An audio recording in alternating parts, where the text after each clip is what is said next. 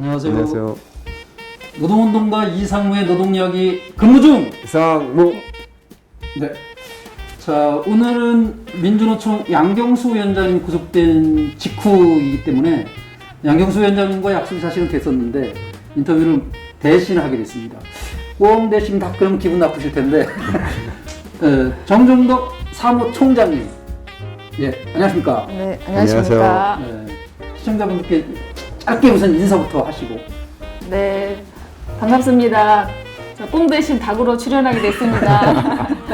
네, 민주노총 양경수 위원장이 꼭두 새벽에 경찰의 공권력에 의해서 강제 연행되었습니다. 강제 연행된 상황에 대해서 지금 역대 정권에서도 있지 않았던 사상 초유의 일인데요. 저희 민주노총이 상당한 분노와 항의를 담아서 민주노총 임원들이 삭발을 한 상태입니다. 그렇기 때문에 저희 모습이 삭발한 모습으로 비춰질 것이라 봅니다. 그래서 오늘 두 분들과 대화를 나누면서 왜 우리가 투쟁을 하고 있고 지금 앞으로 어떻게 할 것인지에 대해서 이야기하는 시간을 가졌으면 좋겠습니다. 민주노총 사무총장 전종덕입니다. 반갑습니다. 네. 잠깐 조금 보충해서 사무총장님 좀 소개해 주시면.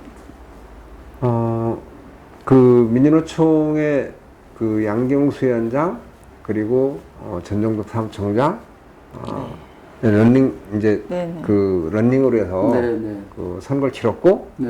그리고 단번에 당선이죠. 결선 투표를 한 우리가 거죠. 결선 투표 예, 갔나요? 예. 결선 투표 가셨고. 결선 네네, 투표 갔구나. 결선 나는 투표. 단번으로 후보가 알았네. 4팀이 나왔기 때문에 예, 예. 결선 네, 투표는 결선 투표 네. 거쳐서 이제 당선돼서 네. 그 거침없는 총파업이라고 하는 슬로건을 냈던 걸로 기억을 해요. 네. 네. 네. 왜 그런가 하면은 노동자들의 삶이 어느 정권이 계속 바뀐다 하더라도 네. 내세울 때는 표를 가져갈 때는 노동자를 위하겠다라고 민중을 위하겠다고 했지만 지나고 보니까 그렇지 않더라. 그래서 결국은 조직된 노동자들의 힘을 가지고 그 투쟁을 통해서 노동자의 삶을 바꿔내겠다는 그런 구호를 걸었던 거로 제가 기억을 하고 네. 그렇게 당선되셨는데 아, 네. 네. 그 뭐 삭발 이야기는 좀 하셨지만 네. 그 사무총장 되시기 전에도 삭발 투쟁 여러 번 있으셨나요? 네. 네. 뭐 저는 이제 보건의료 노조에서 네, 네. 활동을 했고요. 네. 보건의료 노조가 그동안 항상 공공의료와 공공의료 강화를 위해서 활동을 해왔고 네. 2014년에 박근혜 정부 때 의료 민영화를 추진했지 않습니까? 네, 그래서 네. 그것에 맞서서 삭발을 했었습니다. 아, 네. 뭐 이런 노동운동 하고 그러다 보면 삭발 같은 게 자주 있는데 여성들의 경우는 이제 이게 성차별일 수도 있긴 한데 일반적인 인식상 그 굉장히 정말 어려운 걸 결단을 하시는 거잖아요, 사실. 그 가족에서도 깜짝 놀라지 않고 막 말리는 사람들이 있지 않을까요? 네, 아무래도 이제 여성이다 보니까 또 저는 아이 엄마다 보니까 아이가 네, 좀 네. 충격을 받은 것 같습니다. 그럼에도 불구하고 예, 예.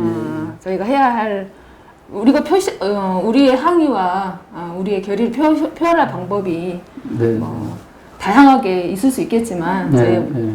결연한 의지를 보여주는 의미에서 삭발을 하게 됐습니다. 네.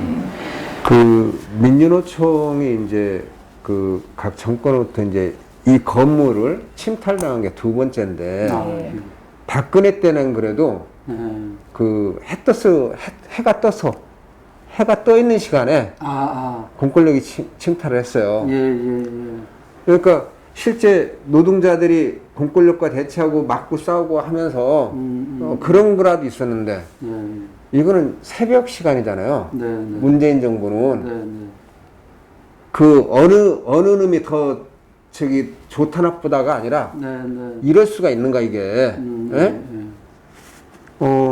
그렇게 이제 침탈당하고 위원장이 이제 그 연예인 구속돼 있는 상태입니다. 예, 예. 이 근본적인 이유는 코로나19에서 정부가 국민들의 입에 재갈을 물리고 그 행동을 제약시켜 놓고 정부가 잘못하는 걸 비판 또는 노동자들의 요구를 어디에다 그 대놓고 할 수 없는 이 지경 만들어 놨기 때문에 네. 민주노총이 7월 3일 민주노총 결의대회를 한 거로 네. 그걸 이유로 지금 여기까지 진행된 거로 알고 있습니다. 네. 원래 7월 3일 우리가 7월 3일 날 여의도 갔다가 네. 노인네들 둘이서 헤맸는데 그 7월 3일부터 얘기 좀 한번 해봐 주세요. 네. 우리 선생님도 말씀을 하셨는데요. 민주노총 사무실을 공권력이 짓밟은 건 두 번째입니다. 첫 번째 사건은 2013년도에 박근혜 정권 때 있었던 일인데, 네. 그때는 민주노총 위원장을 체포하러 온 게 아니고, 그 당시에 철도노조 위원장이, 우리 철도노조 위원장이 수배 상태에서 민주노총 사무실에 있었어요. 네. 그렇기 때문에 철도노조 위원장을 체포하기 위해서 온 곳이었고요. 네. 이번의 경우는 민주노총 역사 26년째인데, 네. 26년째 민주노총 위원장을 체포하기 위해서 새벽 시간에, 그것도 새벽 시간에 네. 거의 작전을 방불케 하면서 네. 강한 물리력을, 대단한 물리력을 동원해서 네. 이렇게 침탈한 경우는 최초 일입니다. 그래서 네. 우리 조합원들이, 그것도 촛불정부, 노동존중정부를 폐왕했던 문재인 정부가 네. 이렇게 민주노총을 침탈하고 정말 110만 원의 구시민 민주노총 위원장을 체포해 가는 것에 대해서 네.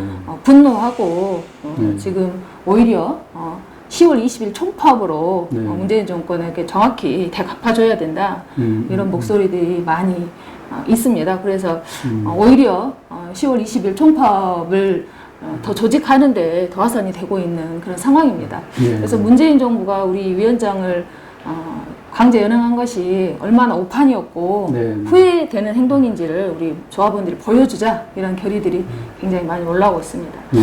저희가 이제 이렇게 상황이 되게 된 것은 7월 3일 날 전국 노동자 대회를 했다는 이유로 문재인 정부가 우리 위원장님을 강제 연행을 했는데요.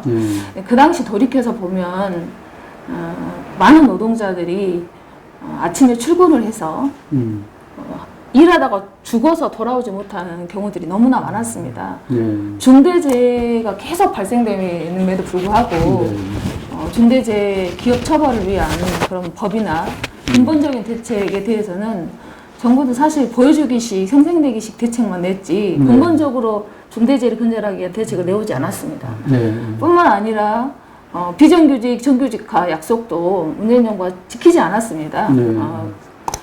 그것뿐만 아니라 그때 당시 이제 최저임금, 그렇죠. 문재인 정부가 대통령 후보로 나오면서 최저임금 1만 원을 공약했지 않습니까? 네.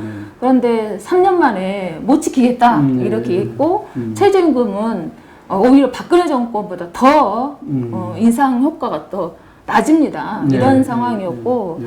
결국은 말로만 노동 존중을 외쳤지 결국은 재벌에게 투항하고 네. 노동자를 오히려 또한 그 ILO 국제협약 비준을 이유로 또 노동법도 개혁했지 않습니까? 네. 노동시간을 오히려 연장하고 네. 또 최저임금법을 개혁했고 네. 오히려 이렇게 노동 존중이 아니라 노동 후퇴 정책을 펴고 네. 친재벌 정책을 펴고 있는 상황에 대해서 저희들은 이렇게는 안 된다. 네.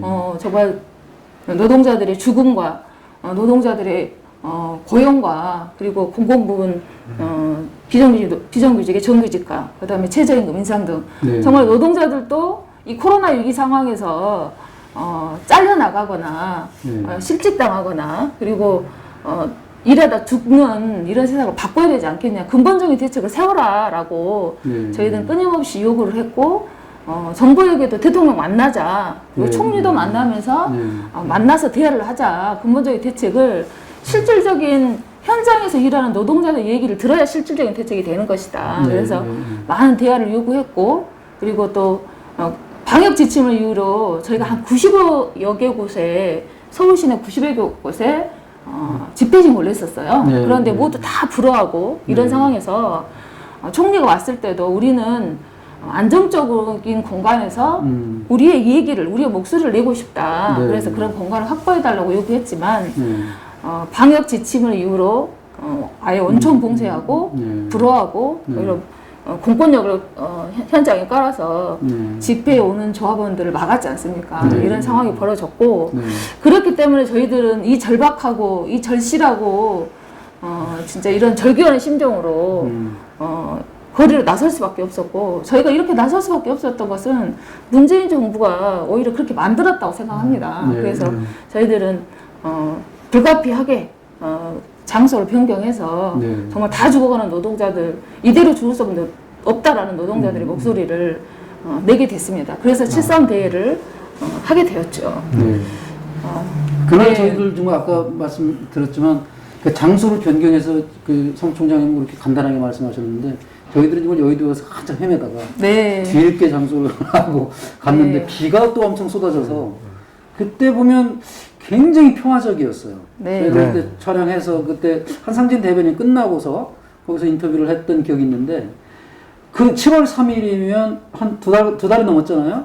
근데 그 두 달 만에 다른 목적이 있지 않았을까? 그걸 핑계대고 양경수 위원장을 새벽에 와서 네. 침탈해서 구속시킨 것은 민주노총이 뭔가 다른 큰 거를 기획하고 있는 것을 막으려 했던가 아니면 정권이 뭔가의 어떤 위기 국면에서 네. 이슈를 확 뒤집어서 그 이쪽으로 다 돌려버리기 위해서 뭐 한 게 아닐까 하는 이런 의심을 받을 수 있잖아요. 네, 그렇습니다. 네. 사실 그동안 보면 집회를 했다는 이유만으로 네. 이렇게 특수본까지 꾸리고 네. 대부분 간부들 25명을 수사를 했습니다. 네. 그래서 이렇게 이례적으로 대응하는 경우가 없었는데 그때 정세를 보면 네. 코로나 델타 변이가 확산되면서 코로나 환자 확진자들이 좀 어느 정도 잡혀가고 있는 과정이었는데 네. 대대적으로 좀 확산이 됐습니다. 그리고 자영업자들 같은 경우도 무리한 방역 지침 때문에 정말 근본적인 대책을 세워라. 네. 사실은 자영업자 같은 것도 빚을 내서 임대료를 갚는 이런 상황이 벌어지고 있지 않습니까? 그런데 일방적으로 개인에게만 희생하는 이런 상황이었습니다. 네. 또 다시 보면은 실제로 대기업이라든지 네. 백화점이라든지 그다음에 공연장이라든지 이런 데는 방역 지침과 전혀 상관없이 모든 것들이 다 이루어지고 있었습니다. 네. 그래서 형평성 없는 방역 지침에 대한 문제 제기들이 많이 있었고 네. 코로나 확진자는 계속 늘어나고 네. 계속 K방역이라는 이름으로 국민들에게 계속 희생과 양보 그리고 특히나 개인들에게 네. 개인 국민들에게 이렇게 강요하는 방식으로 하는 방역 지침에 대한 문제 제기가 많았고 네. 그리고 사실 그 과정에 정말 생존권이 위협받고 있는 대다수 절대적인 서민들이 네. 정말 대책을 세우라고 계속 요구를 하니까 정권이 방역 실패에 대한 책임 그리고 민생이 실패하고 어려우니까 이런 제기들에 대해서 뭔가를 책임 떠넘기 할 존재가 필요했던 거죠. 네, 그렇기 때문에 민주노총에 아까 우리 선생님도 말씀을 하셨는데 이상우 선생님도 말씀을 하셨는데 그날 저희들은 정말 안전한 대회를 하기 위해서 노력했고 사전에 방역 지침 그리고 당일날 현장에서 방역 지침 그리고 사후에 방역 지침까지 저희들은 내렸고 우리 노동자들이 얼마나 정말 그런 부분에 대해서 그래서 방역 지침에 이런 거에서 얼마나 규율을 잘 지키시는 분들입니까? 네. 우리 조합원들은 네. 훈련이 되었고 네. 그동안 많은 역대 집회에서도 우리 지도부의 지침 안전 대책과 관련해서 한 번도 안 지킨 적이 없어요. 네. 그래서 이렇게 훈련되었고 안전한 방역 지침을 지키고 그런 것에 대한 기본적인 자세가 되어 있는 우리 조합원들이 아주 안정적으로 대회를 치르고 결과적으로 보더라도 코로나 확진자가 한 명도 안 나왔지 않습니까? 이런 상황을 보더라도 우리 조합원들이 그만한 능력도 있고 그만한 인식도 있는데 그 당시 코로나 확산과 민생에 대한 실정에 대해서 그 책임 전가를 우리 민주노총에게 전가를 하고 양경수 위원장을 급기야는 이게 계속 안 잡히고 있잖아요. 코로나 확진자나 이런 것이 오히려 델타 변이에서 뮤 변이까지 나오는 상황에서 계속적인 이런 책임들이 정부로 올 것을 미연에 넘기기 위해서 저희 양경수 위원장을 급기야 책법까지 하게 된 상황이 되었다고 저렇게 생각하고 있습니다. 예. 이제 보면은 그 민주당 정부, 그 문재인 정부가 과거 역대 다른 정부를 비판할 때 뭐라고 그러는가 불통의 정치라고 얘기했어요. 불통의 정치. 그래서 자기들은 소통을 한다. 소통을 하겠다고 했습니다. 그런데 유독 민주노총과 소통을 안 하는 거죠. 특히 이 양경수 그 위원장 이 집행부가 들어서서 이제 민주노총과 소통을 안 하는 거예요. 어. 이러한 어려움, 국민 전체가 어려움에 처해 있는 것, 노동자들이 죽어나가고 직장에서 잘리고 그 영세 자영업자들이 그 일을 못하게 되고 하는 이런 것이 정부의 책임만이 아니라 정부 혼자서 책임지는 것이 아니라 민주노총 조직된 이들이 같이 방안도 제시하고 극복할 수 있는 걸 얘기를 하자 네. 라고 했는데 수용을 안 하는 거죠. 네. 그래서 결국은 어디에 얘기할 데가 없는 그런 상황이라서 7.3대를 지금 전국 노동자대를 했다라고 하는 것하고 네. 그리고 이제 10월 20일 민주노총이 총파업을 선언하고도 네. 정부에 청와대 또는 국무총리한테 노정 간에 협의를 하자 네. 라고 지금 했는데 네. 안 하고 있는 거예요. 네. 그래서 제가 이제 보기는 민주당이나 문재인 정부가 네. 진보라고 하는 걸 사칭해 가지고 간 것이 만나게 되면은 탄론할 거 봐서 네. 이걸 전문용어로 뽀록 날까 봐. 예, 그러고 있는 거 아니냐. 왜 민주노총을 못 만나는가. 네. 예? 소통을 얘기하면서.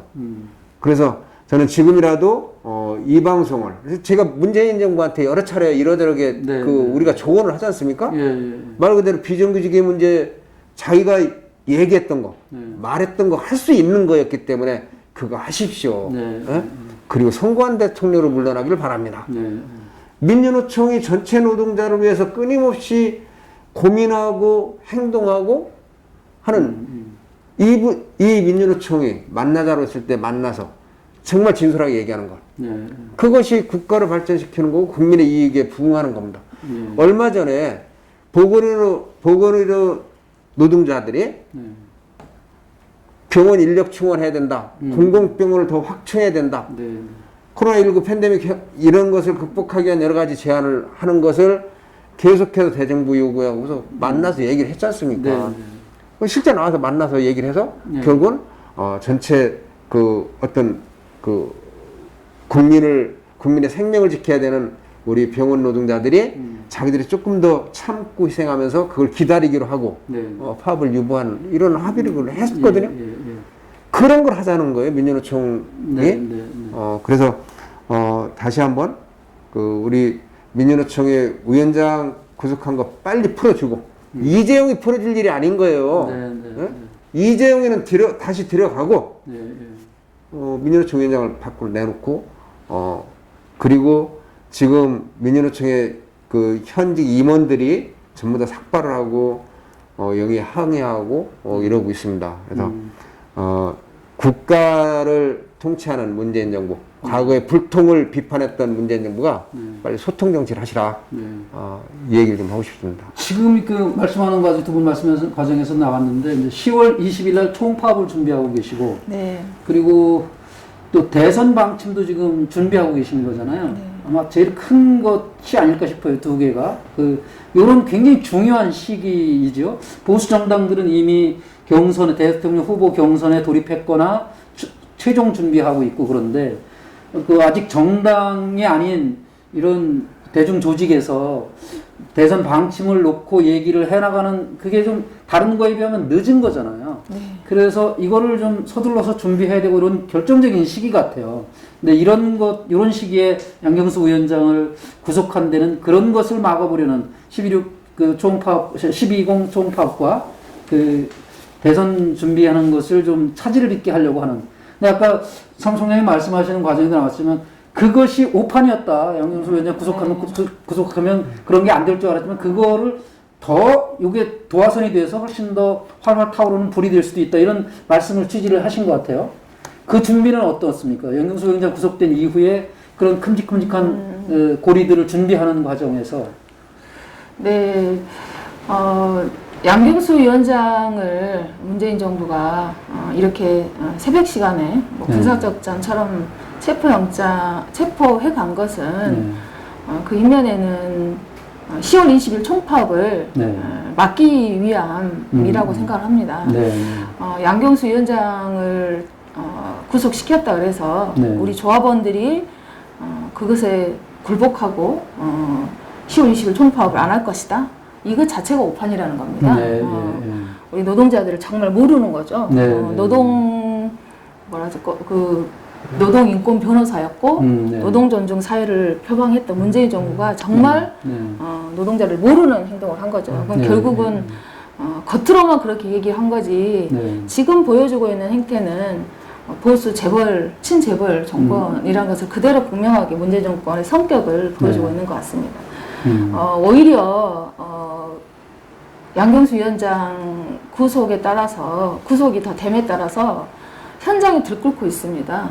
다 110만이 내가 양경수다. 그리고 네. 110만이 네. 정말 이대로 총파업을 정말 위력적으로 조직해서 네. 문재인 정권에게 보여줘야 된다. 네. 그래서 지금 우리 조합원들도 대선 그 분위기에서 굉장히 실망하고 정말 많이 희망을 잃어 하실 것 같습니다. 네. 나오는 대선 후보 하나하나 보더라도 네. 오히려 노동 정책을 정말 무슨 전근대식 노동 정책, 네.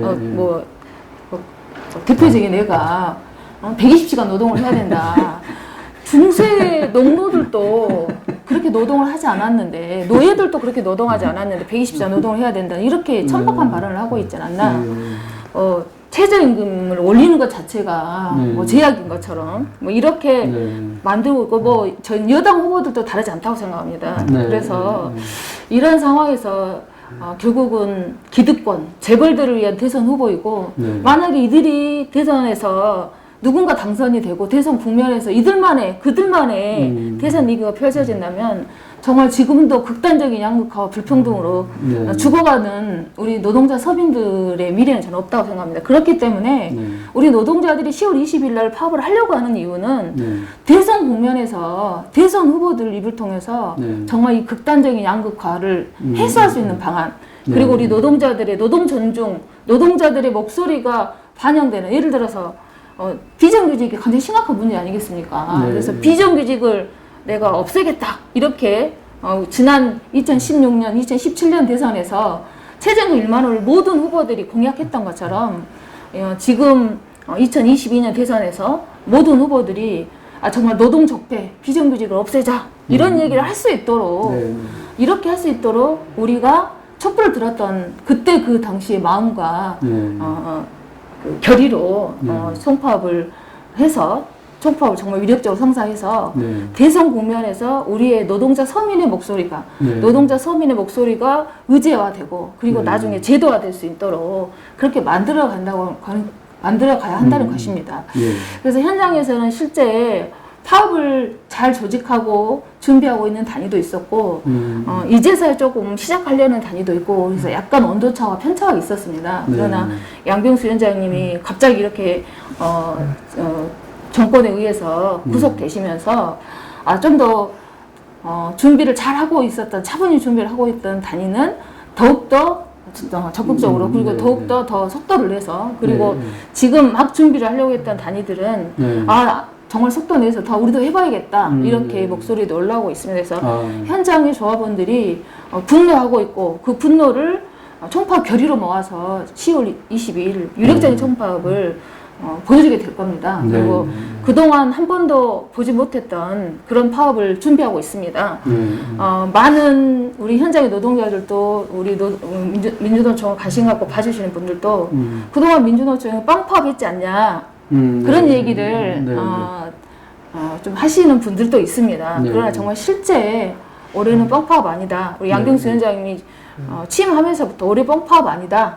정말 실질적인 파업을 보여주겠다라고 공언하셨고 조직화를 위해서 3월부터 당선되자마자부터 단식 농성을 하셨고 단식 농성 끝나자마자부터 현장으로 달려가서 현장 조합원들과 정말 마음으로 함께하면서 총파업 조직을 하셨습니다. 그렇기 때문에 우리 양경수 위원장님의 뜻과 의지 그리고 우리 110만 조합원들의 뜻과 의지를 모아서 10월 20일 날 정말 위력적인 총파업을 통해서 정말 대선 국면을 흔들고 우리 노동자들의 요구와 이 극단적인 이 불평등 세상을 바꿀 수 있는 그 첫 시작을 우리 노동자들이 문을 열려고 합니다.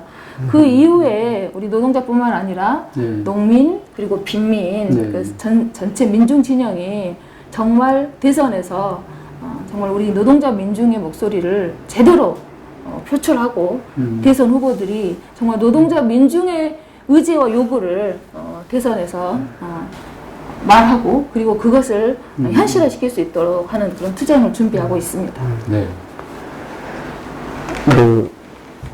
항상 이제 조합원들한테는 이 파업에 대해서 당위성이나 이런 여러 가지 또 파업을 조직하기 위해서 얘기할 시간이 많았을 거라고 생각하는데 일반 국민들한테 국민들은 민주노총이 파업한대 그러면은 괜히 걱정하고 걱정이 아니라 괜히 이 저기 손가락질하고 손가락질하고 이 때 어느 때인데 뭐 이런 게 하도 오랫동안 이제 뭐 저기 언론과 정권으로부터 이제 세뇌당해서 이제 좀 그런 경우도 있지 않아 없는데 국민들한테 한번 좀 이 파업이 갖는 의미라든지 이 파업에 같이 국민들이 지지해야 되는 얘기를 좀 부탁하는 얘기를 한번 하시면 좋겠습니다. 네, 민주노총을 걱정하시는 분들도 많으시고 민주노총을 질타하시는 분들도 많습니다. 저희들은 국민들께서 제기하시는 질타 정말 저희들이 제대로 받고 그것을 개선하기 위해서 노력해 갈 것입니다. 근데 우리 국민들께서도 느끼고 계시지만 절대 다수의 노동자, 서민들은 코로나 재난으로 인해서 더욱더 생존권 위협 그리고 굉장히 힘든 삶을 살고 계십니다. 코로나 재난이 우리 사회가 그동안도 양극화와 불평등이 굉장히 심화된 상황이었지만 코로나 재난이 더욱더 이것을 가속화시켜서 극단적인 양극화 불평등 세상이 되었습니다. 이것을 바꾸지 않으면 안 됩니다. 이것을 바꿔야 된다고 생각합니다. 우리나라가 어떻습니까? 출산율 0점대입니다. 코로나보다 자살로 죽는 사람이 더 많습니다. 자살 세계 1위입니다. 그리고 산재로 죽는 사람이 세계 1위입니다. 아이부터 노인까지 우리나라 국민들이 어떻습니까? 고단하기가 그지없습니다. 그러나 재벌들은 20년째 흑자를 보고 있습니다. 부동산 투기 공화국이 되었습니다. 자산 불평등이 더욱더 심화되었습니다. 이런 불평등 세상을 싸우지 않으면 바꿀 수가 없습니다. 그래서 민주노총이 싸우려고 하는 것입니다. 비정규직, IMF 산물 비정규직 3년 만에 IMF는 극복했지만 비정규직은 24년째 몸부림치고 있습니다. 아직도 정말 싸우고 있습니다. 아직도 정말 힘든 삶을 살고 있습니다. 그러나 이건 더욱더 가속화될 것입니다. 근로기준법도 심지어는 공휴일도 혜택을 보지 못하는 350만 5인 미만 노동자들이 있습니다. 최저임금법도 적용받지 못하고 있습니다. 이 노동자들에게 차별을 철폐하는 노동법 고쳐야 합니다. 그리고 4차 산업혁명으로 4차 산업시대에 이제 노동자들 일자리를 인공지능이 대체한다고 합니다. 그럼 이 노동자들 어디로 가겠습니까? 정말 산업전환을 할 때 정의로운 산업전환이 되어야 됩니다. 해고 없이 정말 노동자들 일자리를 서민의 일자리를 국가가 책임지도록 국가의 책임을 높여야 합니다. 이런 세상을 정말 불평등 세상을 끝내고 평등하게 그리고 정의로운 세상을 만들고자 함이 우리 노동자들이 싸우려고 하는 이유입니다. 지금 보수 언론과 정권이 노동자들의 투쟁을 이기주의 투쟁으로 이렇게 매도하고 있습니다. 우리는 우리의 총파업 투쟁의 핵심 대원은 비정규직입니다. 비정규직이 스스로 자신의 문제와 우리 사회 문제를 해결하기 위해서 나서고 있는 것입니다.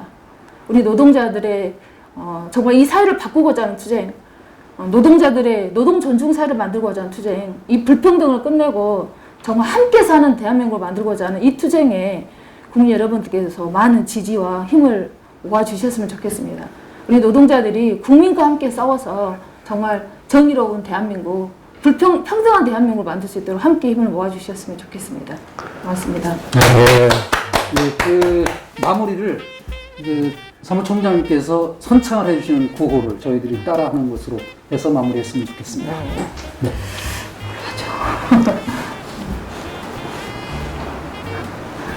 노동자가 앞장서고 국민이 함께하는 불평등 세상 끝장내자! 노동자가 앞장서고 국민이 함께하는 불평등 세상 끝장내자. 불평등 세상 끝장내자. 네. 네, 지금까지 시청해주신 여러분께 감사드리고요. 노동운동가 이상무의 노동이야기 근무중 이상무였습니다. 고맙습니다. 감사합니다.